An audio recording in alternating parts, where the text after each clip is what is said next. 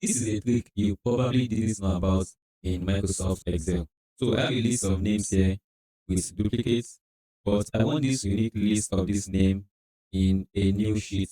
Remember, a new sheet. I'll jump back to my duplicate list, go to the data tab, select advanced filter, or select copy to another location. So the list I want to copy is this list. Select unique list only, then copy to or go back to my unique list, select the starting cell.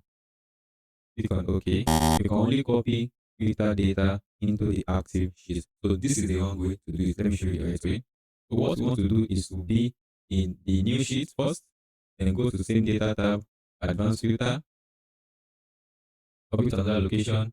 The list you want to copy, you jump back to our duplicate list, select the old list, then copy to here, our new list. Then once you unique list only, click on OK, and boom, we get our unique list of names. Find this useful, give it a thumbs up, follow and subscribe for more.